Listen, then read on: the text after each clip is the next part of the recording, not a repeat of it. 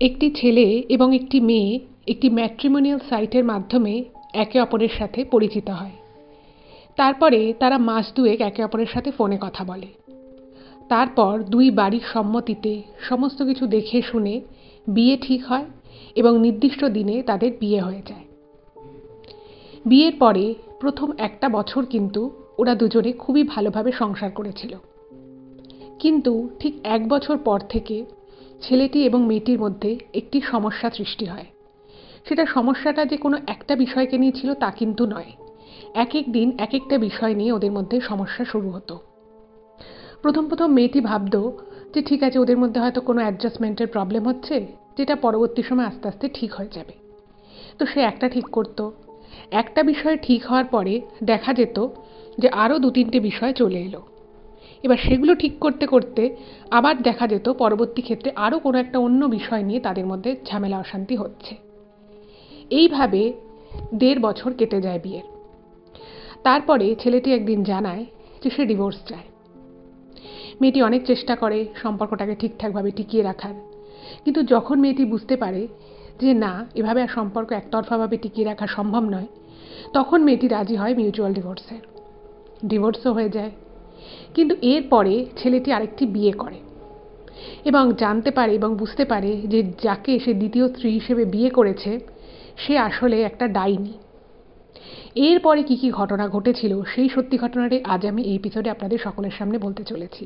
তো আমি সকলকে রিকোয়েস্ট করব, কেউ কোথাও যাবেন না, আপনারা প্রত্যেকে পুরো ঘটনাটা প্রথম থেকে শেষ অবধি শুনুন। এই ঘটনাটা না একটা অন্য রকমের ঘটনা এবং এই ঘটনাটা থেকে অনেকের অনেক কিছু শেখার ও জানার আছে। তো সবাই আপনারা আমাদের চ্যানেলের সাথে থাকুন, পাশে থাকুন।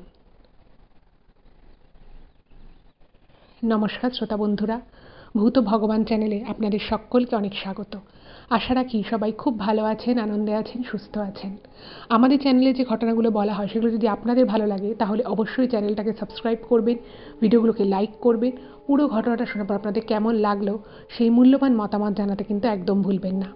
আর আপনাদের জীবনে বা আপনাদের পরিচিত কোনো মানুষের জীবনে যদি এরকম কোনো ভৌতিক, অলৌকিক, দৈবিক, অতিজাগতিক কোনো এরকম ঘটনা ঘটে থাকে তাহলে সেগুলো কিন্তু আপনারা আমাদের কাছে লিখে পাঠিয়ে দিতে পারেন। তার জন্য আপনাদেরকে আমাদের চ্যানেলের ডেসক্রিপশানে যেতে হবে। দেখবেন সেখানে আমাদের ইমেল আইডি মেনশন আছে। সেই ইমেল আইডিতে ইমেল করে আপনারা আপনাদের সেই ঘটনা আমাদের কাছে কিন্তু অনায়াসে পৌঁছে দিতে পারেন। আর একটা হাম্বল রিকোয়েস্ট করব, যদি সম্ভব হয় কাইন্ডলি আপনারা আমাদের চ্যানেলের ভিডিওগুলোকে আপনারা আপনাদের ফ্রেন্ড এবং ফ্যামিলির মধ্যে একটু শেয়ার করে দিন। কারণ আমরা এই চ্যানেলে আর 5টা সাধারণ মানুষের জীবনে ঘটে যাওয়া বিভিন্ন রকমের ভৌতিক, অলৌকিক, দৈবিক, অতিজাগতিক এই ঘটনাগুলোই বলে থাকি। তাই আমি মনে করি ঘটনাগুলো যদি আরও অনেক অনেক মানুষ শুনতে পারেন, তারা সেগুলো শুনে অনেক কিছু জানতে পারবেন, বুঝতে পারবেন, শিখতে পারবেন। তারপরে তারা অনেক বেশি সতর্ক, সজাগ হতে পারবে। তো চলুন বন্ধুরা, আমি আজকের ঘটনা আপনাদের সামনে উপস্থাপনা করা শুরু করছি।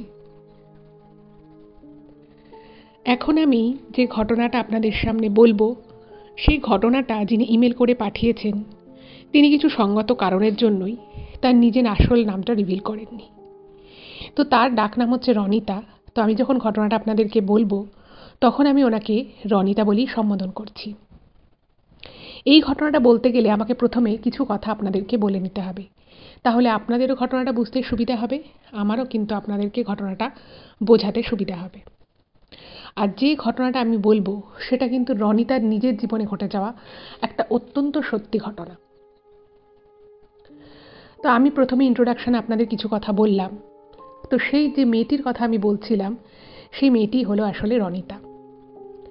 রনিতা পড়াশুনো করে, একটা মধ্যবিত্ত ঘর থেকেও বিলং করত এবং পড়াশুনো শেষ করার পরে ও একটা ছোটোখাটো কোম্পানিতে একটা চাকরিও পেয়ে যায়। তো সেই চাকরিটাও কন্টিনিউ করতে থাকে। তো বুঝতেই পারছেন একটা সময়ের পরে মেয়ের বাড়ির লোকেরা অবশ্যই চিন্তা করে যে মেয়েকে কী করে বিয়ে দেওয়া যায়। তো ওর বাড়ির ক্ষেত্রেও সেম জিনিসটা হলো। তো বাড়ি থেকে সম্বন্ধ দেখতে থাকে এবং তার সাথে সাথে ম্যাট্রিমোনিয়াল সাইটে একটা প্রোফাইল খোলে। তো সেই প্রোফাইলেই ওর একটি ছেলের সাথে পরিচয় হয়। তো প্রথমে যখন ছেলেটির সাথে প্রোফাইল মারফত পরিচয় হয় তোরা ওরা টুকটাক মেসেজের মাধ্যমে টুকটাক কথাবার্তা বলতো এবং কথাবার্তা বলার পরে জানতে পারলো এবং বুঝতে পারলো রনিতা যে ছেলেটির সাথে ও কথা বলছে সেই ছেলেটির সাথে ওর অনেক মিল।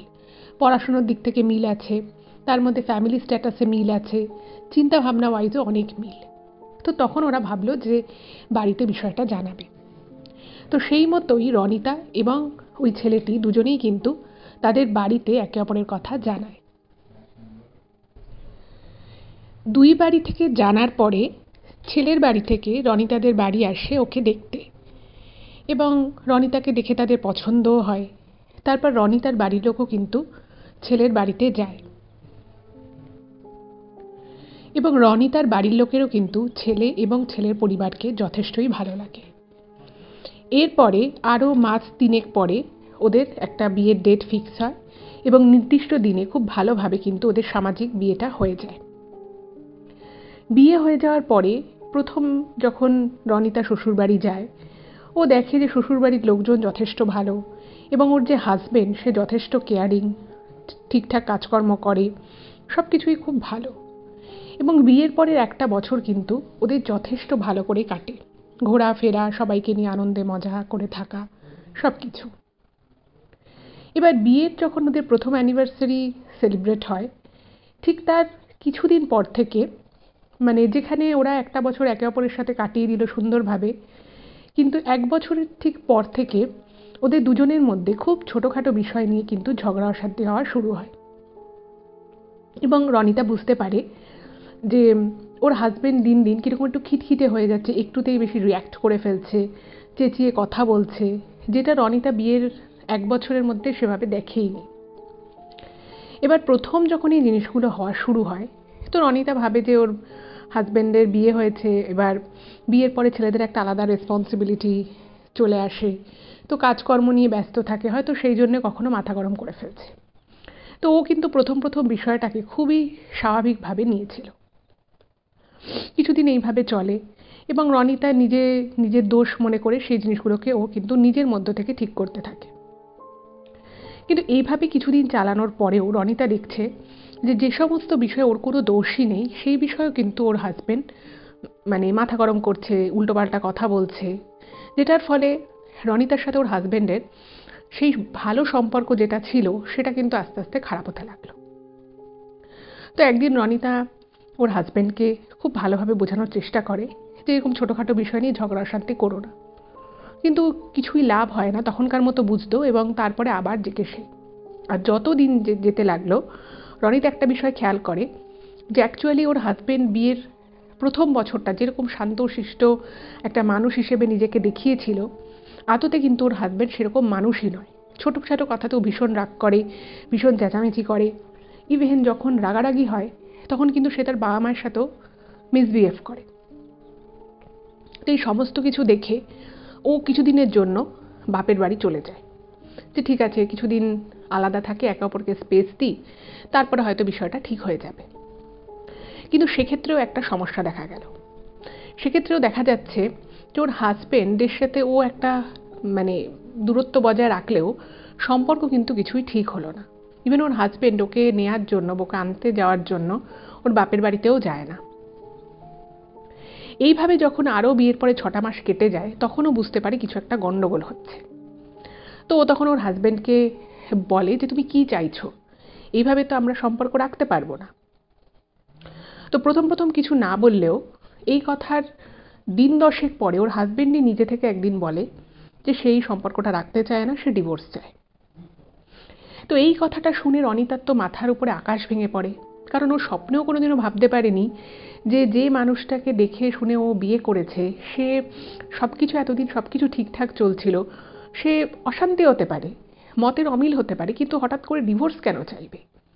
তো খুব স্বাভাবিকভাবে ও জিজ্ঞেস করে যে তুমি ডিভোর্স কেন চাইছো, আমি তোমাকে বলেছি যে আমাদের মধ্যে খুব ফ্রিকুয়েন্ট ঝগড়া অশান্তি হচ্ছে, সেগুলো যেন না হয়, তার জন্য আমিও নিজেকে কিছু জায়গা নিজের ঠিক করবো, তুমিও কিছু জায়গা নিজের ঠিক করে নাও, তাহলে এই ব্যাপারটা মিটে যাবে। কিন্তু হঠাৎ করে তুমি ডিভোর্সের কথা কেন বলছো? এই প্রশ্ন যখন রনিতা ওর হাজবেন্ডকে করে, ওর হাজবেন্ড কিন্তু কোনো রকম কোনো সদুত্তর দিতে পারে না। সে কখনো বলে যে তার ভালো লাগছে না, কখনো সে বলে সে বিয়ে করতেই চায়নি, তার বাড়ির লোক জোর করেছিল বলে সে বিয়ে করেছে, আবার কখনো বলে যে সে তার বিয়ে করার ইচ্ছে ছিল ঠিকই, কিন্তু বিয়ে করার পর তার মনে হয়েছে যে বিয়ে জিনিসটা তার জন্য নয়। আবার কখনো সে এটাও বলে যে রনিতার সাথে তার কোনোদিনই অ্যাডজাস্টমেন্ট হবে না, সেটা সে বিয়ের কিছুদিন পরেই বুঝে গেছিল, কিন্তু একটা বছর সে মুখ বুজে চুপচাপ ছিল, কিন্তু এখন আর তার পক্ষে মুখ বুজে থাকা সম্ভব হচ্ছে না।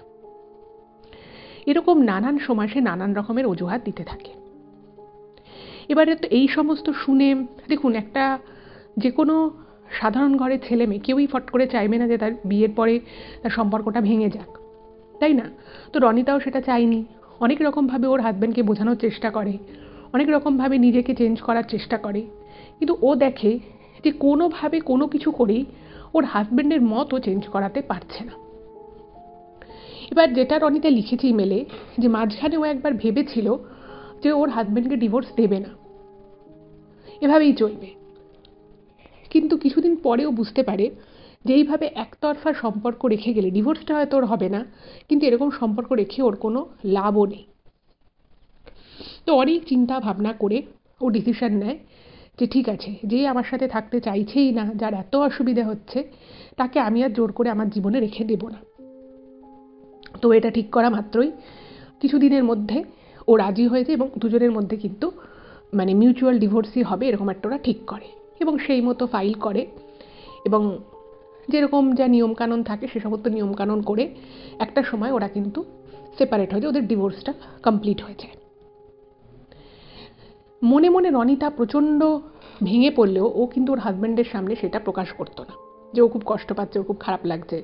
ও ভাবতো যে ঠিক আছে, আমি আমার হাজব্যান্ডের সামনে এটা প্রকাশ করব না, কারণ আমি যত বেশি দুর্বল হব ও হয়তো সেটা দেখে হয়তো ওর মনে মনে হয়তো মজা পাবে বা ওর মনে হবে যে বাহ, একটা দারুণ কাজ করলাম। মানে ওর না ওর হাজব্যান্ডের উপর একটা খুব দুঃখ হয়েছিল, খুব অভিমান হয়েছিল যে এইটা কি করে সম্ভব। এবং সেই সময় রনিতা যেটা লিখেছে যে অনেক ওর বরের যে বন্ধু বান্ধব ছিল তাদের অনেকের সাথে ও কথা বলার চেষ্টা করেছিল, জানার চেষ্টা করেছিল যে কিছু কারণ আছে কিনা বা রনিতার সম্পর্কে ওর বন্ধুদের কাছে কিছু বলেছে কিনা, কিন্তু অদ্ভুতভাবে রনিতা কিন্তু কিছুই জানতে পারেনি। ইভেন মানে রনিতা ওর বরের বন্ধু বান্ধবদের থেকে এটাও জানার চেষ্টা করেছিল যে ওর হাজব্যান্ডের লাইফে অন্য কেউ এসেছে কিনা বা কারোর সাথে কোনো অ্যাফেয়ার আছে কিনা, কিন্তু ও কিছুই জানতে পারেনি। মানে তার বন্ধু বান্ধবরাও বলেছে না, এরকম কোনো ব্যাপার নেই। তো অনেকভাবে বোঝার জানার চেষ্টা করে, মানে ডিভোর্স হয়ে যাওয়ার পরেও যে কেন ওকে ওর হাজব্যান্ড ডিভোর্স দিল সে বিষয়েও কিছুই বলেন, মানে জানতে পারলো না। ওর শ্বশুর শাশুড়িকেও অনেকবার জিজ্ঞেস করেছে যে আপনারা কি সত্যি বিয়ের জন্য ওকে জোর করেছিলেন, তো তারা বললো না, বিয়ের জন্য আমরা জোর করিনি, আর তোমরা একে অপরকে প্রোফাইলে খুঁজে পেয়েছিলে, কথা বলেছিলে, সেটা মানে আমরা ছেলের থেকে জেনেছি। তো এই যুক্তিটা একেবারেই খাটে না যে ওর বিয়ে করার ইচ্ছে ছিল না বলে জোর করেও বিয়ে করেছে। তো সব কিছু মিলিয়ে ও যখন ডিভোর্সের পরেও বেশ কিছুদিন এগুলো নিয়ে থাকলো, ও বুঝে গেল যে এভাবে আমি কিছু জানতে পারবো না। তো এদিকে রনিতার বাবা মাও খুব ভেঙে পড়েছিল ওর এই ডিভোর্সে। তো ওরা ওকে বললো যে ঠিক আছে, যা হবার হয়ে গেছে, তুই এত চেষ্টা করলি সম্পর্কটাকে টিকিয়ে রাখার, তো যখন কিছু হলোই না তাহলে তুই আর এসব দিকে ভাবিস না। তো ওকে তখন একটা প্রফেশনাল কোর্সের জন্য ও একটা জায়গায়, মানে ব্যাঙ্গালোরে একটা জায়গায় ও চলে যায় এবং সেখানে ওর বাবা মা আর ও তিনজনেই যায়। তো সেখানেও একটা জায়গায় চাকরি করতো এবং বাকি জায়গায় ও একটা প্রফেশনাল কোর্সের জন্য অ্যাপ্লাই করে এবং সেখানেও কোর্সটা করতো। মানে ও নিজেকে যতটা সম্ভব বিজি রাখার কিন্তু চেষ্টা করে, কারণ এই বিয়েটা ওর কাছে অনেক বড় ব্যাপার ছিল। যে কোনো ছেলেমেয়ের জীবনে এই বিয়েটা একটা অনেক বড় বিষয় থাকে, অনেক আশা ভরসা নিয়ে ও বিয়েটা করেছিল। কিন্তু ও যখন দেখলো যে ওর বিয়েটা কোনোভাবেই টিকলো না বা ও টেকাতে পারলো না, তখন ও খুব ভেঙে পড়ে এবং সেই জায়গা থেকে ওর বাবা মা ওকে কিন্তু সেই স্টেজটা থেকে ওকে মানে তোলেন। এবং ব্যাঙ্গালোরে যখন ও যায়, ইচ্ছে ছিল না কিন্তু তবুও মনে মনে ভেবেছিল যে যে শহরে ও বিয়ে হলো সেখানে লোকজন রয়েছে, কেউ না কেউ রোজই ওকে জিজ্ঞেস করে কী হয়েছিল, কেন ডিভোর্স হলো। ও কাউকেই কোনো সদুত্তর দিতে পারে না। তো সব কিছু মিলিয়েই ও ডিসিশন নিয়েছিল যে এইখানে আর ও থাকবে না। তারপরে ব্যাঙ্গালোরে একটা ভালো সুযোগ পায়, সেখানে ওর বাবা মাকে নিয়ে চলে যায় এবং সেখানে ও কিন্তু দীর্ঘ 2 বছর, মানে প্রায় 1 বছর মতো কোর্সটা করে, প্লাস তার সাথে চাকরি করতো এবং 2 বছরও ব্যাঙ্গালোরে কাটায়। এবার 2 বছর যখন ও ব্যাঙ্গালোরে কাটিয়ে নেয়, তো সেই কোর্সটা করার ফলে ও একটা খুব ভালো চাকরি ওখানে পেয়ে যায়। আর ওর বাবাও রিটায়ার করে গেছিলো, তো ফলে ওর বাবা মা ও ওখানে সুন্দর একটা ফ্ল্যাট ভাড়া নিয়ে সুন্দরভাবে থাকছিল। মানে এমনিতেও যেটা লিখেছে, যে সময়টা ব্যাঙ্গালোরে শিফট করে যায়, মানে যখন যখন ওর এই বিষয়টা মনে পড়তো ওর খুব খারাপ লাগতো যে ওর বিয়ে হয়েছিল, বিয়েটা টিকলো না, কিন্তু বাকি সময়টা যখন এই বিষয়গুলোর মনে আসতো না, ও লাইফটাই খুব এনজয় করতো।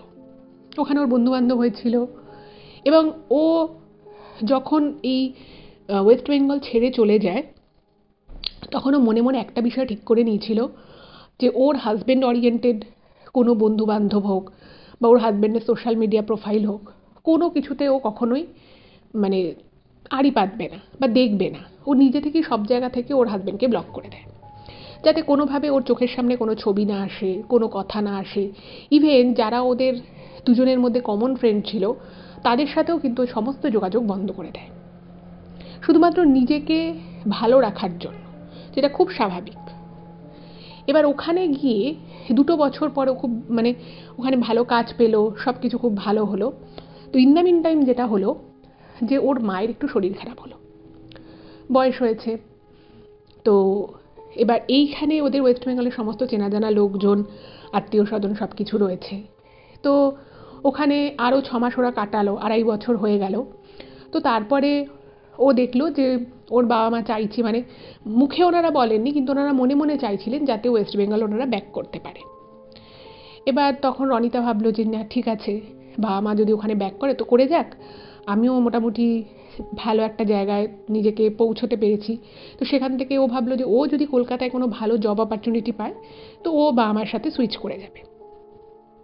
এবং এই চিন্তা করেই ওর বাবা মা প্রথমে কলকাতায় চলে আসে, এবং তার 5-6 মাসের মধ্যে কিন্তু আবার রনিতা কলকাতা ব্যাক করে।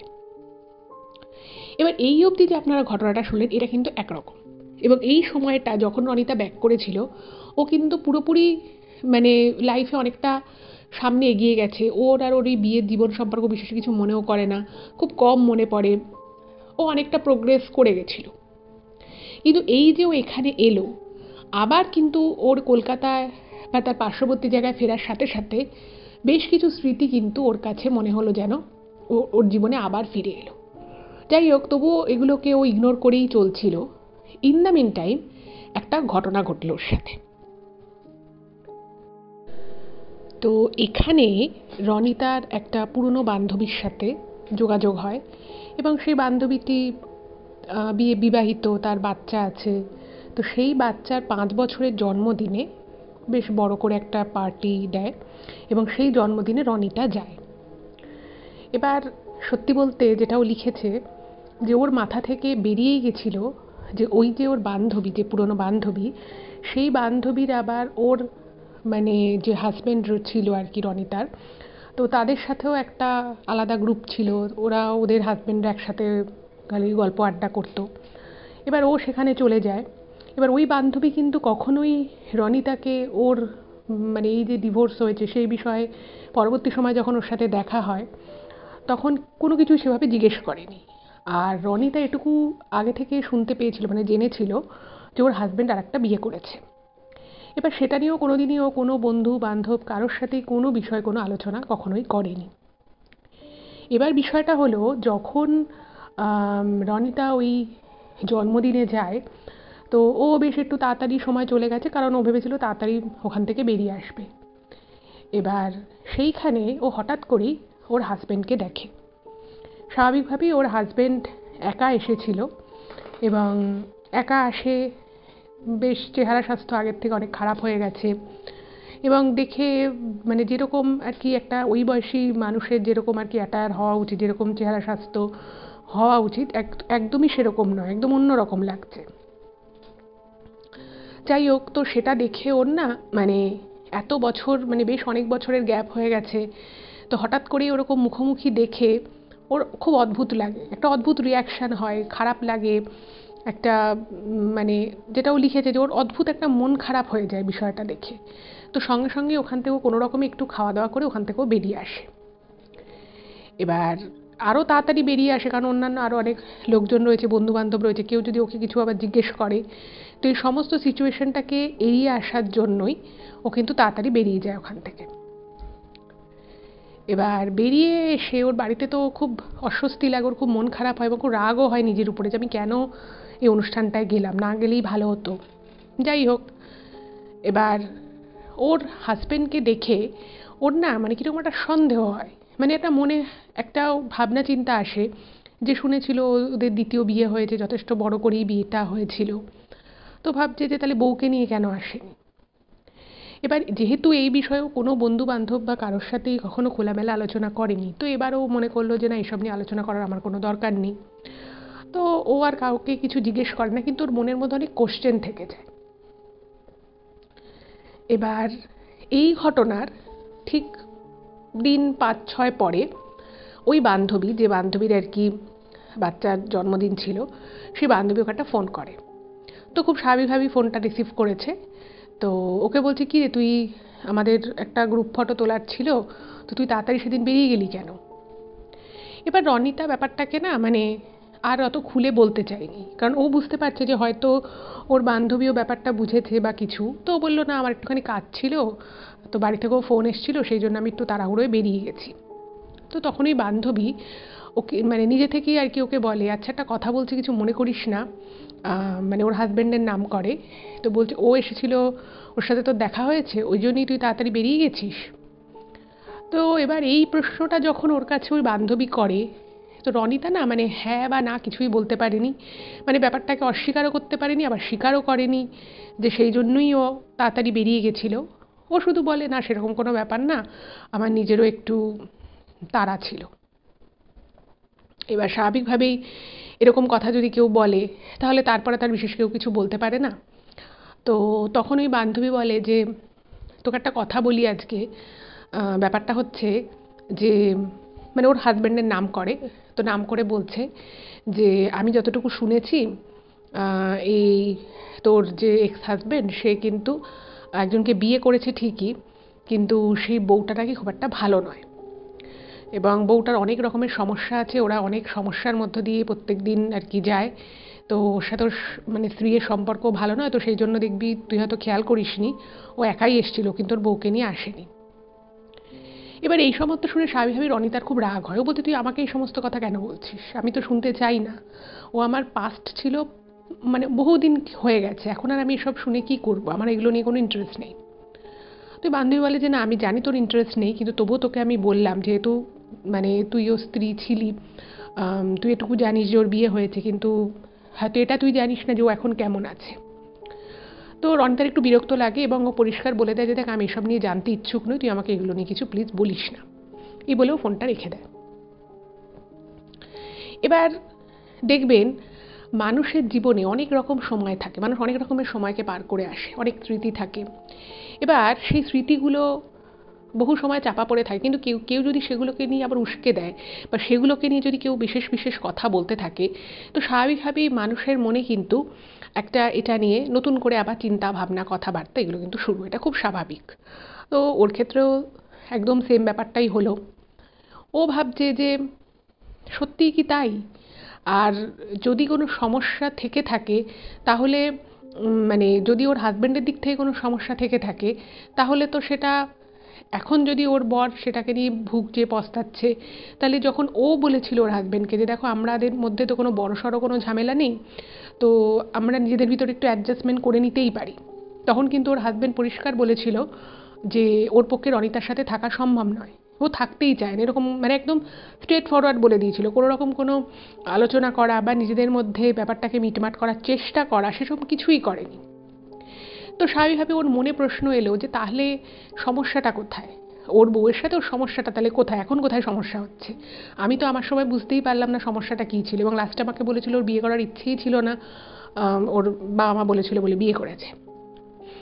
এবার খুবই অদ্ভুতভাবে ও একটা সিচুয়েশনের মধ্যে পড়ে যায়, এবং যত ভাবে যে এই বিষয়টা নিয়ে ও ভাববে না, এই বিষয়টা নিয়ে ও চিন্তা করবে না, কিন্তু ততই ওই বিষয়টার মধ্যে কিন্তু আস্তে আস্তে আরও গভীর থেকে গভীরতরভাবে ঢুকতে থাকে। এবং একটা সময় এরকম আসে, ও কী করে, ওর হাজব্যান্ডের একটা ইমেল আইডি ছিল, মানে ফোন হোয়াটসঅ্যাপ সব তো ব্লক করে দিয়েছিল, তারপরে ওর ফোন নাম্বারও চেঞ্জ হয়ে গেছিলো, কিন্তু ওর কাছে ওর হাজব্যান্ডের একটা ইমেল আইডি ছিল। এবার সেই ইমেল আইডিতে ও একটা মানে জাস্ট কিছু না, জাস্ট ব্ল্যাঙ্ক ইমেল মতো একটা ইমেল করে ও মানে একদিন রাতের বেলা হঠাৎ খুব মনে পড়ছিল ওর এই বিষয়গুলো, এবং ওর খুব জানার ইচ্ছে হচ্ছিল যে অ্যাকচুয়ালি এখন প্রবলেমটা কী। কারণ ও যেহেতু ওর ডিভোর্সের কারণটাই সঠিকভাবে জানতো না, ফলে ওর ও যখন শোনে রনিতা যে ওর হাজব্যান্ডের সাথে ওর দ্বিতীয় স্ত্রীরও বনছে না, তখন ওর শুধুমাত্র এই কারণটা জানার খুব ইচ্ছে করে। কিন্তু ও নিজেকে বহুবার রেস্ট্রিক্ট করেছে, কিন্তু সেদিন রাতে আর ও নিজেকে রেস্ট্রিক্ট করতে পারেনি। ও একটা ব্ল্যাঙ্ক ইমেল পাঠিয়ে দেয়। ইমেলটা পাঠানোর কিছুক্ষণ পরেই ও বুঝতে পারে যে ও খুব বড় ভুল করেছে, ওর এই ধরনের ইমেল করাটা উচিত না। যাই হোক, তো ও যখন ভাবে যে না, আমি এটা ঠিক করিনি, তো সঙ্গে সঙ্গেই ওর কাছে পরপর দুটো ইমেল চলে আসে ওর হাজব্যান্ডের, মানে এক্স হাজব্যান্ডের আর কি। তো সেখানে মানে বেশ বড় বড় ইমেল টাইপ করেছে। তো সেখানে ওর হাজব্যান্ড নাকি ওর রনিতাকে লিখেছিল প্রথম ইমেলে যে বিশ্বাস করো, তোমার সাথে আমার ছাড়াছাড়ি হয়ে যাওয়ার কিছুদিনের মধ্যেই আমি বুঝতে পারি যে আমি কি ভুল করেছি, এবং আমি যে জীবনে ভুলটা করেছি সেই ভুলটা যে আমি তোমার কাছে এসে স্বীকার করব, সেই সৎ সাহস বা সেই মুখ আমার ছিল না। কারণ আমি খোঁজ নিয়ে দেখেছিলাম যে তুমি একটা ভালো জায়গায় গেছো, সেখানে কাজকর্ম করছো, তো সেই জন্য আমি আর তোমাকে ডিস্টার্ব করতে চাইনি। তো মানে এরকম লিখেছে, এবং তারপরে লিখেছে যে আমি কিন্তু এখনও তোমার কথা মনে করি, এবং আমি এখনও বিশ্বাস করি যে আমি যে ভুলটা করেছি সেই ভুলের হয়তো আমাকে সারা জীবন মাসুল দিতে হবে। আমি তোমার সাথে সংসারটা করিনি, তুমি অনেক চেয়েছিলে সংসার করতে, অনেকভাবে আমাকে বোঝাতে চেয়েছিলে, কিন্তু আমিই বুঝিনি, এটা আমারই ফল্ট, এরকম নানান কথা ওকে লিখে। তো এই ইমেলগুলো পেয়ে ওর খুব অবাক লাগে। ও ভাবে যে ওর সাথে ডিভোর্স হওয়ার 1 বছর থেকে 1.5 বছরের মধ্যে ছেলেটা বিয়ে করে। এবার ও ভাবছে যে যদি ও নিজের ভুলটা রিয়ালাইজ করেই থাকতো, তাহলে ও দ্বিতীয় বিয়েটা কেন করতে গেল। এবং সেদিন ও এতটাই ওই ইমেলটা পেয়ে এক্সাইটেড হয়ে যায়, এবং ওর মনের যে প্রশ্নগুলো ছিল, যে রাগ, অভিমান, দুঃখ, কষ্ট, ও সেগুলো সমস্ত পরবর্তী ইমেলেও লিখে দেয় যে তুমি তাহলে বিয়ে কেন করেছিলে, যদি বিয়েই করে থাকো তাহলে আমি যেটা শুনলাম যে তুমি এখন নাকি খুব একটা ভালো নেই, তুমি আগের দিন বউকে নিয়েও যাওনি অনুষ্ঠানে, এটা কি ব্যাপার, এটা কেন। তো তখন ওর হাজব্যান্ড মানে ও ইমেলটা করে, এবং ওর হাজব্যান্ড বলে যে দেখো, এত তো এভাবে বলা সম্ভব নয়, আমি তোমাকে জোর করব না, তবে যদি তুমি পারো একটা দিন 1 ঘন্টা সময় তুমি আমাকে দিও। এবার ও যখনই ইমেলটা দেখে যে ওর এক্স হাজব্যান্ড ওর সাথে দেখা করতে চাইছে, ও না পুরোপুরি মানে একদম ইমেলে লিখে দেয় যে না, আমি তোমার সাথে দেখা করতে চাই না, আমি জাস্ট আমার মনে হলো তাই আমি তোমাকে জিজ্ঞেস করলাম, সরি বলে ও একদম বেরিয়ে যায়। এবার ও মনে মনে ভাবছে যে এটা কেন হচ্ছে। মানে ব্যাপার হচ্ছে, যেটা রনিতা লিখেছে যে ও জীবনে একটা ভালো জায়গায় কেরিয়ার নিয়ে গেছে, সব কিছু ঠিকঠাক চলছে, সবই আছে, কিন্তু ঘটনা হচ্ছে যে ওর কিন্তু ইন দ্য মিন টাইম দ্বিতীয়বার বিয়ে করার আর কোনো রকম কোনো ইচ্ছেও হয়নি, আর ওর সেরকম কাউকে দেখে মনেও হয়নি এই কটা বছরে যে আমি একে আবার বিয়ে করতে পারি। তো সেদিক থেকে ও মানে নিজেকে প্রচণ্ড রকমভাবে একদম মানে রেস্ট্রিক্টেড রেখেছিল যে না, আমি আর বিয়ে থার দিকে যাব না। এবার ওর বাবা মাও মাঝে মধ্যে ওকে বলেছে, বুঝিয়েছে যে বিয়ে করে নে, কি আছে, সবাই বিয়ে করে, কিন্তু ওর মনে কোনোদিনই সেই ইচ্ছেটা হয়নি, বা সেই মানে সেই চাহিদাটা জাগেনি যে না, আমাকেও আমার জীবনে একটা কাউকে বিয়ে করতে হবে, নাহলে আমার সারা জীবন কী হবে, আমাকে কে দেখবে, এরকম কোনো যে একটা মানুষের মনের যে একটা চাহিদা থাকে যে না, আমাকেও ম্যারেড হতে হবে, আমার আশেপাশে সবার বিয়ে হয়ে যাচ্ছে, আমারও ছেলে মেয়ে থাকতে হবে, এরকম কোনো চিন্তাভাবনা ওর মধ্যে কোনো দিনই ছিল না। ঠিক আছে, এবার ও ভাবছে যে ঠিক আছে, আমি তো আর নতুন করে বিয়ে করিনি, আর আমার নতুন করে বিয়ে করার ইচ্ছেও নেই। এবার যদি ও আমার সাথে দেখা করতে চায়, তাহলে আমি এবার যদি নেক্সট কখনো আমাকে ইমেল করে এটা নিয়ে, আমি তাহলে হ্যাঁ বলবো। এবং এই কথা চিন্তা করে যখন ও আর কি চিন্তা করে, ঠিক 2-3 দিন পরে আরও 2-3টে ইমেল আসে ওর হাজব্যান্ডের তরফ থেকে, এক্স হাজব্যান্ড আর কি। এবং সেখানে ওর এক্স হাজব্যান্ড বলে যে দেখো, তোমার যে জায়গায় মনে হয়, তুমি হয়তো এখন আমাকে বিশ্বাস আর করো না, না করারই কথা, তোমার হয়তো আমার প্রতি কোনো ভরসা নেই, তো তোমার যেখানে মনে হবে, সেটা যদি কোনো লোকালয়ে কোনো মার্কেটের মধ্যেও হয়, তুমি বলো, আমি তোমাকে তোমার যা প্রশ্ন আছে আমি সব প্রশ্নের উত্তর দেবো। কারণ আমি জানি আমি তোমার সাথে ভুল করেছি, তোমার অনেক কোশ্চেন থাকতেই পারে, এবং আমি তোমার সেই প্রত্যেকটা প্রশ্নের উত্তর দিতে বাধ্য। তো তুমি যে কোনো জায়গা, সেটা কোনো রেস্তোরাঁ হোক, শপিং মল হোক, কোনো বাজারের মাঝখানে হোক, তুমি আমাকে ডাকতে পারো। এবার এইটা যখন ও শোনে রনিতা ভাবলো যে ঠিক আছে, ওকে তাহলে একটা কলকাতার একটা শপিং মলে একটা ক্যাফেতে ওকে ডাকি। তো ও বলে দিল। তো বলে দেওয়ার পরে সঙ্গে সঙ্গে ওর হাজব্যান্ড রাজিও হয়ে গেল। এবার যে মানুষটার সাথে ওর সম্পর্ক আইনিভাবে বিচ্ছেদ হয়ে গেছে, এত বছরে কোনো যোগাযোগ ছিল না, মানে ডিভোর্সের পরে এইটা প্রায় 6 বছর, এই 6টা বছর কোনো যোগাযোগ নেই। তো মানে যেদিন ও আর কি যাবে ওর এক্স হাজব্যান্ডের সাথে দেখা করতে, সেদিন ওর মনে খুব খারাপ লাগছে, মানে একদিক থেকে খুব খারাপ লাগছে যে যার সাথে আমি আমার জীবনটা শুরু করেছিলাম, যাকে আমি বিয়ে করেছিলাম, যে যার সাথে আমার সারা জীবন থাকার কথা ছিল, আমি আজকে তার বিয়ে হয়ে গেছে, আমি এখন চোরের মতো তার সাথে লুকিয়ে লুকিয়ে কোনো শপিং মলে দেখা করতে যাচ্ছি, আমি যাবো না দেখা করতে। আবার পরক্ষণে ওর আর একটা মন ওকে বলছে যে আমার তো কোনো দায়বদ্ধতা নেই, আমি যেতেও পারি নাও যেতে পারি। কিন্তু ও কেন এই কথাটা বলছে যে ও সমস্ত প্রশ্নের উত্তর দেবে, বা কেন এখন ওর সমস্যা হচ্ছে, এটা আমার জানাটা খুব দরকার। তো সেই সেই বিষয়টার উপরে ভিত্তি করে ও অনিচ্ছা সত্ত্বেও ওর মন ওকে নাকি বারবার বলছিল যে না তুই যাস না, কিন্তু ও যায় এবং গিয়ে দেখে ওর এক্স হাজব্যান্ড ওর জন্য ওয়েট করছিল ওই ক্যাফেতে অনেক আগে থেকে। এবং সেদিন তো এক ঝলক দেখেছিল, সেদিনকে দেখে ও সেখান থেকে চলে আসে।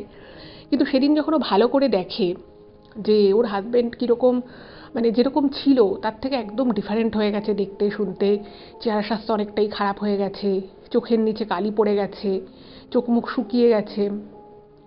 তো ও ফার্স্টেই জিজ্ঞেস করেছে যে ওর মানে ওর এক্স হাজব্যান্ডের বাবা মা কেমন আছে, পরিবারে আরও 2-1 আত্মীয় স্বজন ছিল, যাদের সাথে ও একটু ক্লোজ ছিল তাদের কথা জিজ্ঞেস করেছে। এবার তারপরে ওর এক্স হাজব্যান্ড বলছে যে তোমার যদি কোনো প্রশ্ন থাকে তুমি আমাকে সেই প্রশ্ন করতে পারো, তবে তার আগে আমি তোমার কাছে ক্ষমা চাইছি, আমি জানি এভাবে হয়তো ক্ষমা চাইলে সেটা জাস্টিফাইড হবে না, বাট স্টিল আমি তোমার কাছে ক্ষমা চাইছি এটা বলে যে আমি তোমার সাথে যেটা করেছি সেটা সত্যি আমি তোমার সাথে খুব খারাপ করেছি, তোমার আমি বিশ্বাস ভেঙেছি। এবং আমি যে তোমাকে বলেছিলাম যে আমার বিয়ে করার ইচ্ছে নেই, তুমি আমাকে বহুবার জিজ্ঞেস করেছিলে যে তাহলে আমরা বিয়েটা করলাম কেন, তুমি কেন তোমার বাড়িতে জানালে। আমি জানি তোমার প্রত্যেকটা কোশ্চেন ভ্যালিড ছিল, কিন্তু আমি সেই সময় মানে তোমার সামনে দাঁড়িয়ে যে কথাগুলো আজকে আমি বলতে পারছি, সেদিন আমি এই কথাগুলো বলার মতো পরিস্থিতিতে ছিলাম না। এবং এরকম নানান কথাবার্তা বলে এবং ও চুপচাপ শোনে।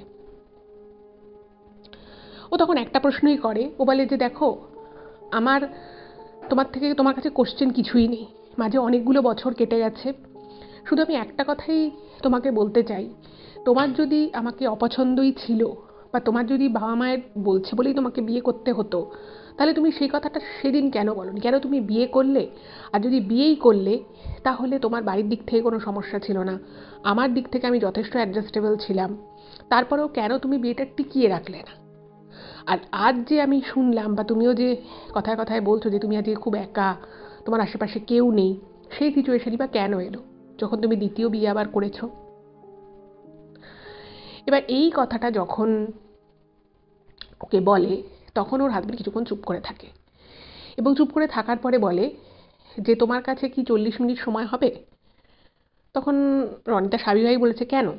তখন বলছে না, যদি তোমার কাছে আধা ঘন্টা থেকে 40 মিনিট সময় থাকে তাহলে আমি তোমাকে পুরো কথাটা বলছি, কারণ আমি যদি কথাটা একবার বলতে শুরু করি মাঝখানে কিন্তু আমি থামতে পারবো না, বা তুমিও উঠে চলে যেতে পারবে না, তোমাকে পুরো কথাটা শুনতে হবে।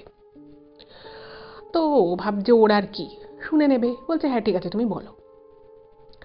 তখন ওর হাজবেন্ড একটা এমন জিনিস ওকে বলে, এমন একটা কথা ওকে বলে, যেরকম কোনো ঘটনা যে আদৌ কারোর জীবনে ঘটতে পারে, বা এরকম কোনো সিক্রেট বা এরকম কোনো সিচুয়েশনের মধ্যে কোনো মানুষ যে পড়তে পারে সেই বিষয়ে কিন্তু ওর কোনো ধারণা ছিল না। ও নিজেও জানতো না যে ওর এক্স হাজবেন্ড আজকে ওকে ঠিক কী বলতে চলেছে। ওর হাজবেন্ড জানায় যে রনিতা এবং ওর হাজবেন্ডের বিয়ের ঠিক 6 মাস পরে ওর হাজবেন্ড যেখানে আর কি জব করতো সেই অফিসে একটি মেয়ে আসে, এবং সেই মেয়েটি ওর হাজবেন্ডের টিমেই যোগ দেয়। প্রথম থেকেই মেয়েটি এই রনিতার এক্স হাজবেন্ডের প্রতি একটু বেশি আর কি সহানুভূতিশীল, একটু বেশি কথা বলা এগুলো ছিল। এবং ওর হাজবেন্ড প্রথম দিকে এই ব্যাপারগুলোকে, মানে যেহেতু সেম টিমে কাজ করছে একই কোম্পানি, তো ব্যাপারটাকে কখনোই সেভাবে সিরিয়াসলি দেখেনি। এবার যেটা হয় যে একদিন ওদের অফিসে কারোর একজনের কোন একটা আর কি অনুষ্ঠান ছিল, তো সেই জন্য সবাই মিলে টাকা তুলে কিছু একটা সোনার জিনিস গিফট করা হবে এরকম প্ল্যান হয়। এবং যখন গ্রুপ থেকে টাকা তোলা হয় এবং টাকা তোলার পরে যখন সোনার জিনিসটা কিনতে যাওয়া হয়, তখন রনিতার এক্স হাজবেন্ড আর একজন কলিগ, সে পুরুষ মানুষ, এবং ওই মেয়েটি, তিনজনে মিলে কিনতে যায়। এবার ওখানে গ্রুপ থেকে যে জিনিসটা কেনা হবে তার জন্য যে ফান্ডিং এসছে, তো সেটার বেসিসে কিছু একটা গিফট নেওয়া হয়। তো ওখানে ওর হাজব্যান্ড মেয়েদের হাতের আঙুলের যে রিং হয়, তো সেই ফিঙ্গার রিং দেখছিল, এবং দেখতে দেখতে একটা ফিঙ্গার রিং পছন্দ হয়, এবং সেটা ওর হাজব্যান্ড রনিতার জন্য কেনে। এবার এই জিনিসটা ওই মেয়েটি দেখে, এবং মেয়েটি দেখে না মানে খুব অবাক হয়ে যায়, এবং বলে যে এখানে আমরা অফিস থেকে জিনিসপত্র কিনতে এসেছিলাম, আমাদের যে গিফটটা দেওয়া হয়, তো তুমি হঠাৎ করে তোমার বউয়ের জন্য এটা পারচেস করলে এত টাকা দিয়ে? বলছে হ্যাঁ, আমি বউকে গিফট করব। তখন বলছে জন্মদিন বা কিছু স্পেশাল অকেশন আছে, অ্যানিভার্সারি বা জন্মদিন? তখন বলছে না, এমনি আমার ভালো লাগলো, আমার মনে হয় এটা আমার ওয়াইফকে খুব স্যুট করবে, তো আমি সেই জন্য এটা কিনলাম। এবার সেই দিন মেয়েটা প্রচণ্ড আর কি ইমপ্রেস হয়ে যায় যে একটা ছেলে যে বউয়ের জন্য এত ভাবে, এত কিছু করে, এবং তারপর থেকেই ওর মানে ওই ছেলেটির প্রতি একটা বিশেষ মনোভাব সবসময় প্রকাশ করত। এবং ওই যে রিংটা রনিতাকে ওর হাজবেন্ড দিয়েছিল, সেটা কিন্তু রনিতারও মনে আছে, যে সেটা শুনেছিল যে অফিস থেকে সোনার দোকানে যাওয়া হয়েছিল একটা গিফট কেনার জন্য, তো সেখানে ওর হাজবেন্ড এটা পছন্দ করে ওর জন্য নিয়ে এসেছে, এবং সেটা কিন্তু কোনো অকেশনের জন্য শুনে এমনি জাস্ট ওকে দিয়েছিল। এবার ওর সেই কথাটা মনে পড়ে যায় রনিতার। তো এরপর থেকে আর কি মেয়েটা বিভিন্ন সময় বিভিন্ন ছুতোয়, মানে যতটুকু অফিসিয়াল কাজ বা কথাবার্তা, কাজের জন্য যেটুকু কথাবার্তার দরকার পড়ে তার থেকেও বেশি কিন্তু মেয়েটা কথা বলতো, এবং বিভিন্নভাবে হয়তো কোনো একটা কিছু হয়তো বাড়ি থেকে করে নিয়ে এসেছে, হয়তো 2-3 জনকে দিয়েছে, তো ওর জন্য মানে রনিতার এক্স হাজব্যান্ডের জন্য আলাদা করে নিয়ে আসতো, নিয়ে এসে দিত, জিজ্ঞেস করতো কেমন হয়েছে খেতে, বলতে কেমন, তোর হাজব্যান্ডও বলতো হ্যাঁ ভালো হয়েছে। এবং এই করে করে ইচ্ছে করে যেই সময় রনিতার এক্স হাজব্যান্ড মানে অফিস থেকে বেরোতো, মেয়েটাও কিন্তু ঠিক সেই টাইমে অফিস থেকে বেরোতো, এবং ওর সাথে যাওয়া আসা করার একটা চেষ্টা করতো। এবার এই করতে করতে একটা সময় মানে মেয়েটা হয়তো জাস্ট যাচ্ছে, এবার ওর সাথে একটা ছবি তুলে নিল, কি কোথাও বললো যে চলো, এমনি দাদা বলেই ডাকতো, তো বলছে চলো ওখানে গিয়ে আমরা একটুখানি খাওয়া দাওয়া করি। তো ওর হাজব্যান্ড হয়তো বলেছে না না খাবো না, তখন বলছে ঠিক আছে, সামনে তো চায়ের দোকান আছে, চা খাই। তো এরকম করে বিভিন্ন সময় মানে ওই মেয়েটা একবার রনিতার হাজব্যান্ডের পিছনে পড়ে গেছিল।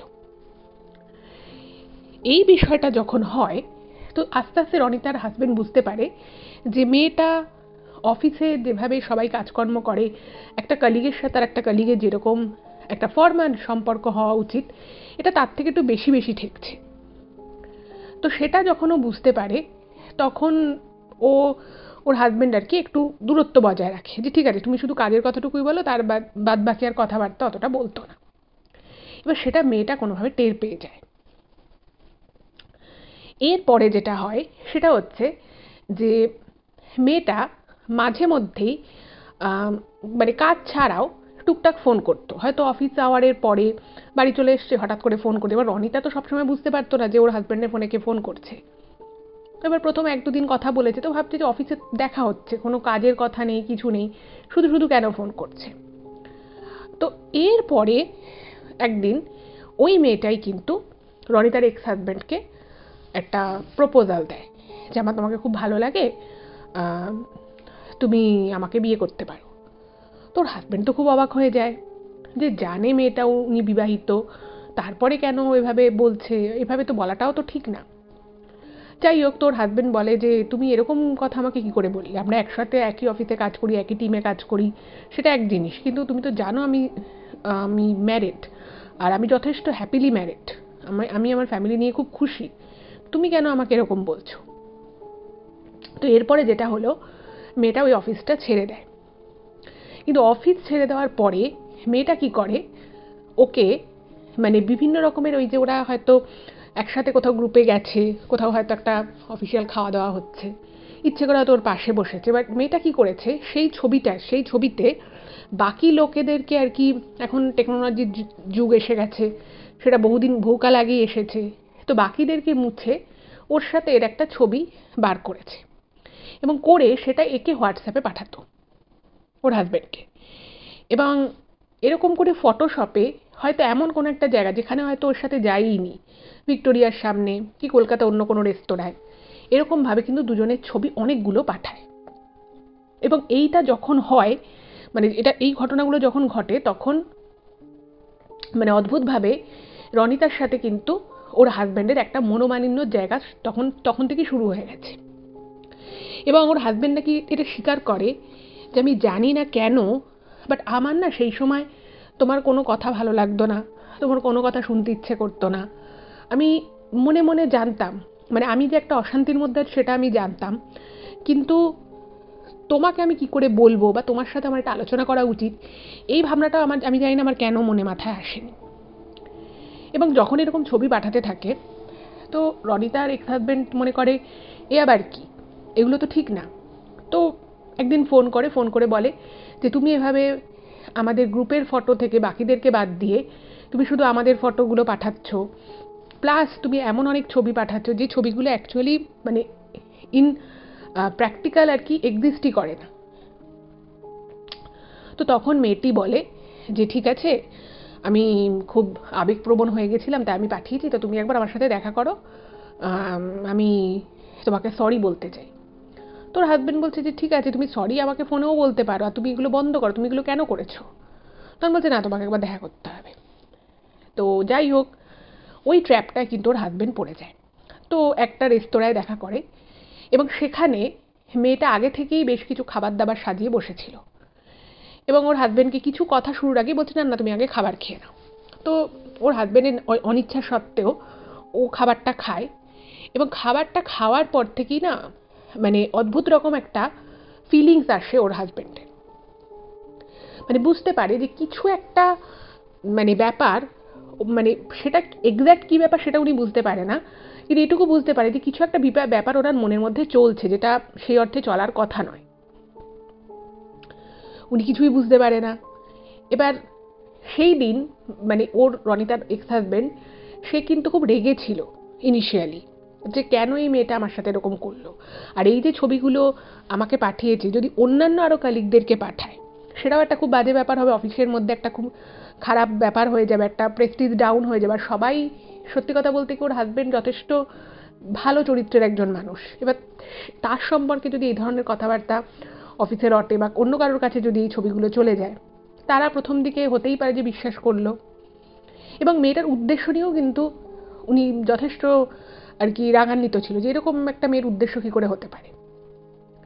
কিন্তু মজার বিষয় হচ্ছে যে ওখানে রেস্তোরাঁয় যাওয়ার পরে, ওই জিনিসগুলো খাওয়ার পরে ওর হাজব্যান্ড আর কিছুই বলতে পারে না, এবং যা বলার ওই মেয়েটি বলে।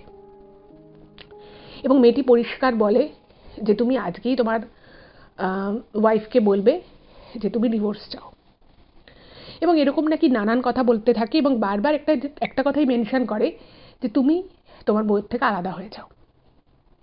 এবার আমি যখন আপনাদেরকে ঘটনাটা প্রথম দিকে বলছিলাম, আপনারা যারা যারা মন দিয়ে শুনেছেন তারা হয়তো জানবেন যে যখন রনিতার সাথে ওর হাজব্যান্ডের একটা প্রথম দিকে যখন ঝামেলাটা শুরু হলো, এবং সেই ঝামেলাটা যখন আস্তে আস্তে অনেক বাড়াবাড়ি হতে থাকে, সেই সময় কিন্তু একবার রনিতা ভেবেছিল যে দুজনের মধ্যে হয়তো একটু মানে স্পেস দরকার। তো কিছুদিনের জন্য রনিতা কিন্তু ওর বাপের বাড়ি চলে গেছিল। এবার এই যে রনিতা কিছুদিনের জন্য বাপের বাড়ি চলে গেছিল, সেটা কোনো একটা কথায় রনিতার হাজব্যান্ড কিন্তু বলে দেয় মেয়েটিকে, এবং সেই মেয়েটি নাকি কোনো কিছু না জানিয়ে, মানে ওর হাজব্যান্ডকেও জানায় না, হঠাৎ করেই রনিতার যে শ্বশুর বাড়ি সেখানে এসে একদিন উপস্থিত হয়। ছুটির দিন ছিল, রনিতার যে এক্স হাজব্যান্ড সে বাড়িতে উপস্থিত ছিল। তো সে খুব অবাক হয়ে যায় যে কোথা থেকে এলো, এর তো আসার কথা নয়। এবং সে বাড়িতে শুধু আসে তাই নয়, বাড়িতে এসে মানে রনিতার শ্বশুর শাশুড়ির সাথে এমনভাবে কথাবার্তা বলে যেন সেই ওই বাড়ির হবু ছেলের বউ হতে চলেছে।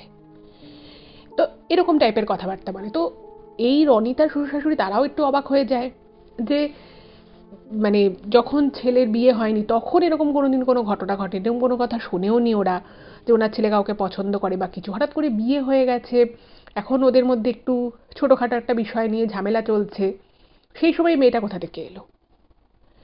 এবং অদ্ভুত বিষয় হচ্ছে, দেখুন আমরা আজকের ডেটে না মানে অনেক কিছুই বিশ্বাস করি না, ঝাড়ফুঁক টুকটাক তারপরে কিছু একটা খাইয়ে দেওয়া, ক্ষতি করা, বান মারা, এগুলো আমরা অতটা বিশ্বাস করি না, তো বশীকরণ, কিন্তু এগুলোর এখনও কিছু কিছু ক্ষেত্রে কিন্তু এক্সিস্ট করে। হয়তো যারা যারা করে তারা হয়তো সবাই সত্যি কথা বলে না, বা সবার ভিতরে হয়তো সেই ক্ষমতাটাও থাকে না যে সেটা করতে পারবে, বাট অনেক ক্ষেত্রে অল্প সময়ের জন্য হলেও কিন্তু এগুলো এফেক্টিভ হয়।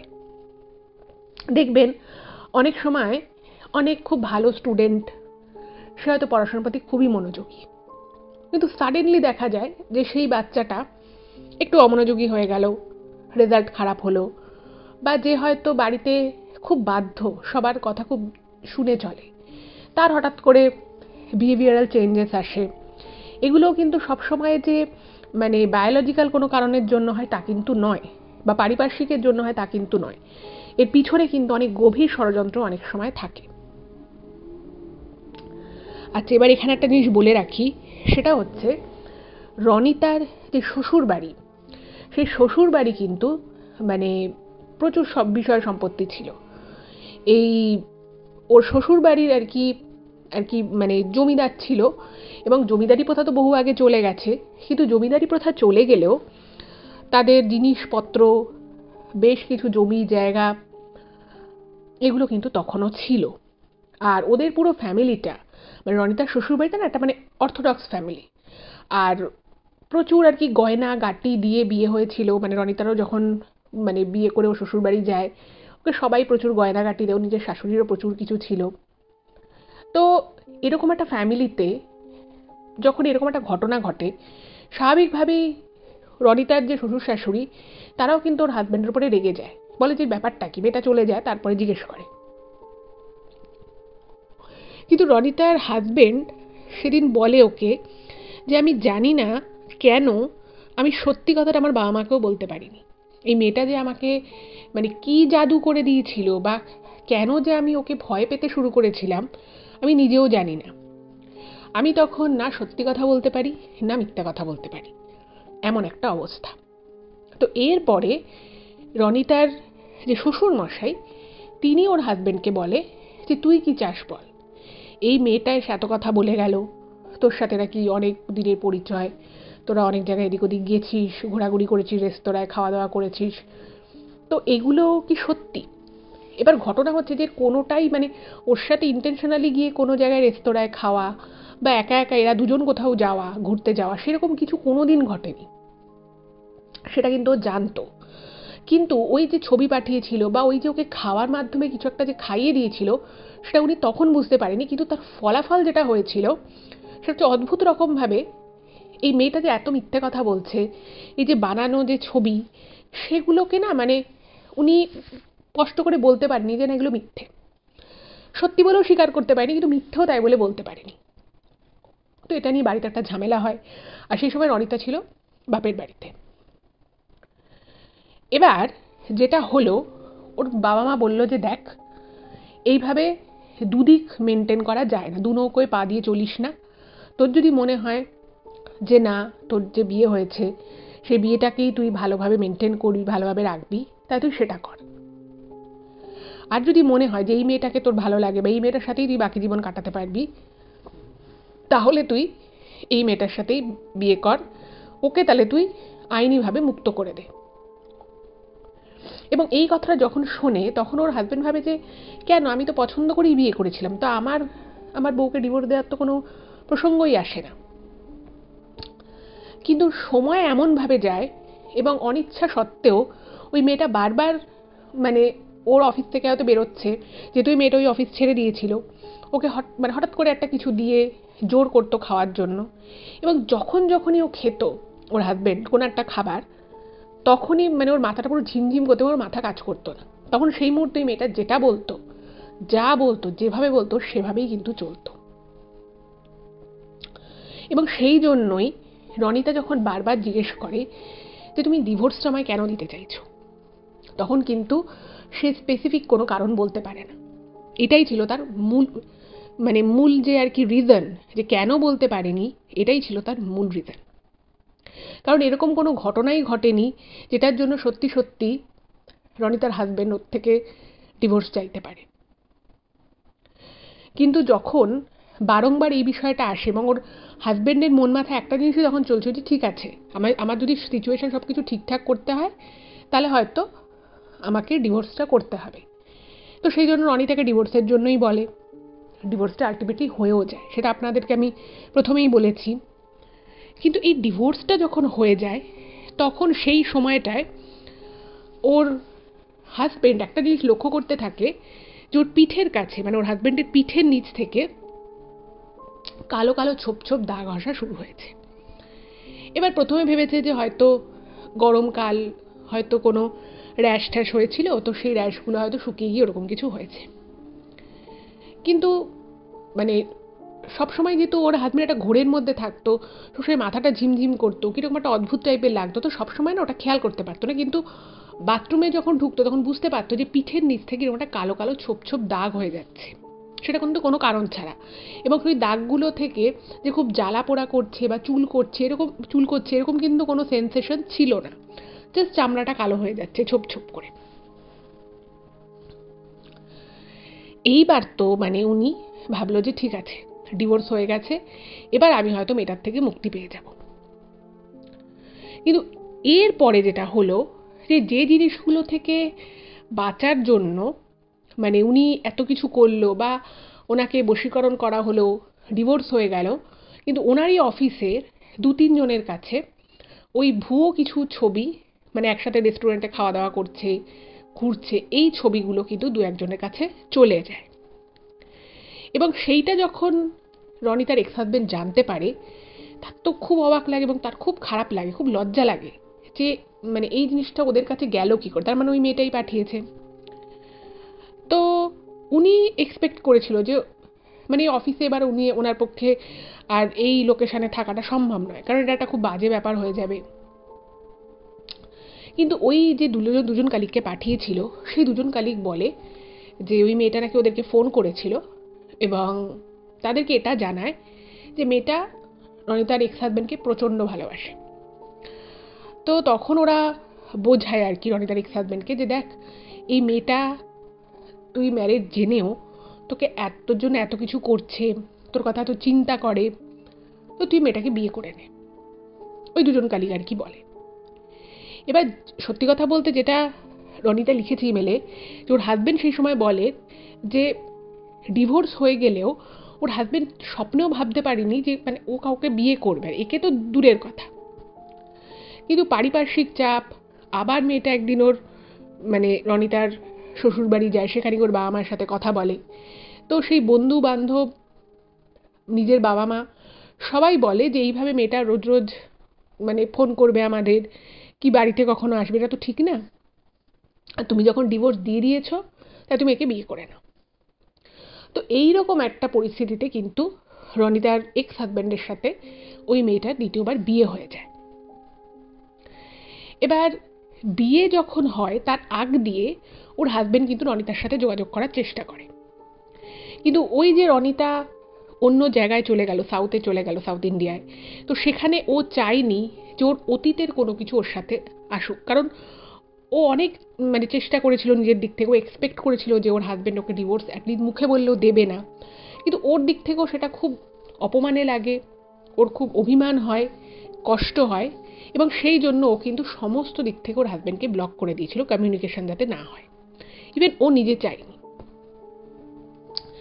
এবার ওই অবস্থায় ওর হাজব্যান্ড যখন বুঝতে পারে যে রনিতা জীবনে অনেকটা এগিয়ে গেছে, ও কোনো রকম যোগাযোগ করতে চায় না, তখন ও আর কোনো কুলকিনারা দেখতে পায় না, এবং ওই মেয়েটা প্রতিনিয়ত মানসিকভাবে ওকে এমন কিছু কথা বলতো এবং এমন কিছু মন্ত্র ওর সামনে নাকি উচ্চারণ করতো যেগুলো শোনার পরে ওর প্রচণ্ড মাথা যন্ত্রণা করতো। মানে ওই যন্ত্রণাটা নাকি এমন যন্ত্রণা হতো যে মানে কোনো মানুষের পক্ষে সেই যন্ত্রণাটা সহ্য করা সম্ভব নয়। এবং ও যে খুব খারাপ কথা বলতো সেটা নয়, মানে এমনই কিছু মন্ত্র বলতো এবং এমনই একটা চোখমুখ করতো, সেটাতে ওর খুব কষ্ট হতো। তো তারপরে ও ভাবলো যে ঠিক আছে, আমি বিয়েটাই করে নিই। এই করে ওদের বিয়ে হয়ে যায়। বিয়ে হয়ে যাওয়ার পরে তখন কিন্তু ওর হাজব্যান্ড ভেবেছিল যে এবার সব কিছু ঠিকঠাক হবে, কিন্তু সেখানেও কিন্তু মানে একটা যে বিশাল যে একটা রহস্য লুকিয়ে আছে সেটা কিন্তু ওর হাজব্যান্ড তখনও জানতো না। ওর হাজবেন্ড বুঝতে পারে যে ওই মেয়েটি যাকে বিয়ে করেছে, দ্বিতীয় যে স্ত্রী, সে আদতে কোনো সাধারণ মেয়েই নয়। কারণ প্রত্যেক দিন ওর এই দ্বিতীয় স্ত্রী, সে প্রায় ভোর রাতের দিকে 2:30 3:30-র মধ্যে ঘুম থেকে উঠে পড়ত, এবং ঘুম থেকে উঠে পড়ে ওদের বেডরুমটা খুব বড় ছিল। তো ঘরের একটা কর্নার মতো রয়েছে, এবং প্রত্যেক দিন ওই 2:30 থেকে 3:30-র সময় ঘুম থেকে উঠে পড়ে ঘরের মধ্যে একটা যজ্ঞকুণ্ড, একটা তামার যজ্ঞকুণ্ডে বিভিন্ন ধরনের জিনিসপত্র দিয়েও যজ্ঞ করত। এবং একটা দিন, প্রথমে 1-2 দিন না, উনি ঘুমের মধ্যে একটু ধোয়া ধোয়া হয়েছে, বুঝতে পারেনি। তো তৃতীয় দিন যখন এই সেম জিনিসটা হয়, ওনার তো ঘুম ভেঙে যায়, এবং উনি দেখছে যে ওনার স্ত্রী ঘরের ওই কোনায় একটা লাল শালু টাইপের কাপড়, যেভাবে মানুষ শাড়ি পরে সেভাবে কোনো রকমে গায়ে জড়িয়ে সে ভয়ঙ্কর রকমের চোখ মুখ করে কি সব মন্ত্রতন্ত্র করছে। এবং শুধু মন্ত্রতন্ত্র করছে তাই নয়, তার সামনে বিভিন্ন রকমের জিনিসপত্র সাজিয়ে রাখা রয়েছে, যার মধ্যে খুব অদ্ভুত অদ্ভুত টাইপের জিনিস রয়েছে। যেমন পোড়া কাপড় রয়েছে, পোড়া মাংস রয়েছে, কিছু সর্ষের তেল রয়েছে, তার সাথে কিছু কালো সর্ষে রয়েছে, কালো তিল রয়েছে, এবং কিছু অত্যন্ত পচা গন্ধ বেরোচ্ছে এমন কোনো জিনিস যেটা একদমই হয়তো উচ্ছিষ্ট বা পচা টাইপের। এবং প্রথম যখন উনি এগুলো দেখে, তখন ওর হাজবেন্ড কিন্তু প্রচণ্ড ভয় পেয়ে যায়, এবং বারবার ওকে জিজ্ঞেস করে যে তুমি কি করছো এরকম। আর তখন তার চোখ মুখ অন্যরকম, সে তখন আর কোনো সাধারণ মেয়ের মতো তাকে দেখতে লাগছে না, তাকে অস্বাভাবিক রকমের ভয়ঙ্কর একটা তার রূপ। এবং এই জিনিস দিনের পর দিন ওর সেই দ্বিতীয় স্ত্রী চালাতে থাকে, এবং তার সাথে সাথে কিন্তু মানসিকভাবে এই রনিতার এই এক্স হাজবেন্ডকে এবং তার বাবা মাকে প্রচণ্ড রকমভাবে মানসিকভাবে নির্যাতন করতে থাকে, এবং জোর করে বিভিন্ন টাকা পয়সা গয়নাগাটি নিয়ে নেওয়া, এসব তো ছিলই। এবং একদিন যখন রনিতার হাজবেন্ড বুঝতে পারতো না, এগুলো রাতের বেলা হতো, দিনের বেলাটা খুব ওনার মাথাটা ভারী ভারী হয়ে যেত।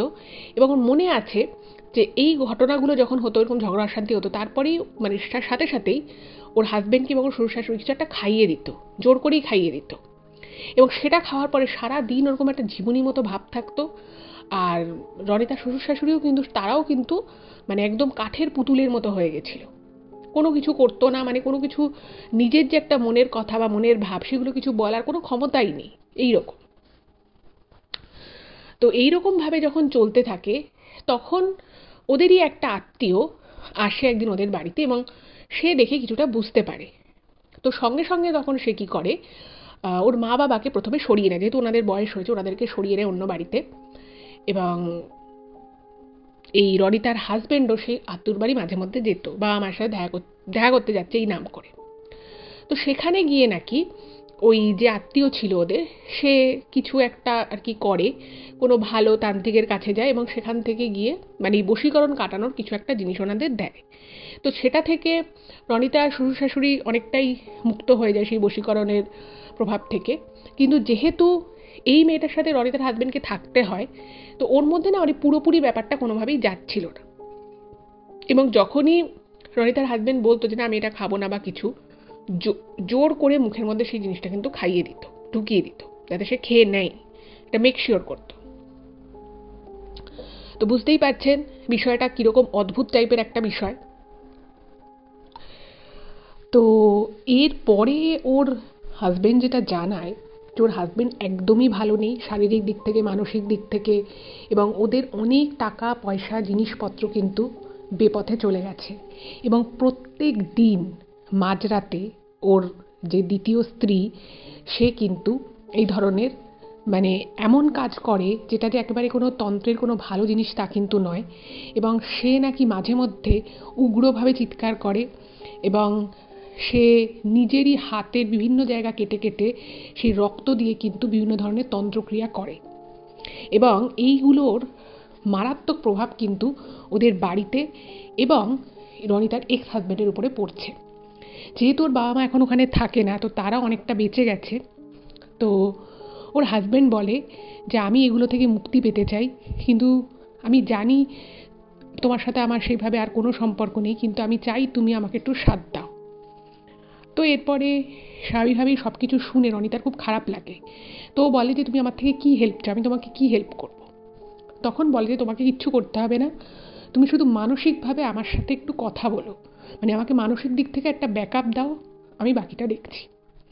তো এরপরে রনিতা যেটা জানায় যে ও প্রথমে ওর হাজব্যান্ডকে বলে যে তুমি যখন এরকম একটা সমস্যার মধ্যে রয়েছো তাহলে তুমি ডিভোর্স নাও। তো ওর হাজব্যান্ড ডিভোর্স ফাইল করে, কিন্তু এর মধ্যে একটা মারাত্মক ঘটনা ঘটে। সেটা হচ্ছে মানে ওর হাজব্যান্ডের সেই দ্বিতীয় স্ত্রী যে অ্যাকচুয়ালি একজন ডাইনি ছিল, সেটা কিন্তু ওরা একটা তন্ত্র সাধকের কাছে, এবং সেও কিন্তু এটাই বলে যে এ কিন্তু কোনো সাধারণ মেয়ে নয়, এ সাক্ষাৎ ডাইনি, এবং এর আগেও এরকম ঘটনা ঘটিয়েছে, তাও একজন নয় দুজনের সাথে। তো তারপরে আইনি ওদিকে জটিলতা তৈরি হয়, কারণ সেই ডাইনি বউ কিন্তু সহজে ডিভোর্স দিতে চাইছিল না, এবং যখন বুঝতে পারে যে রনিতা ওর এই এক্স হাজব্যান্ডকে সাহায্য করছে, ওকেও কিন্তু মারাত্মকভাবে বান মেরেছিল।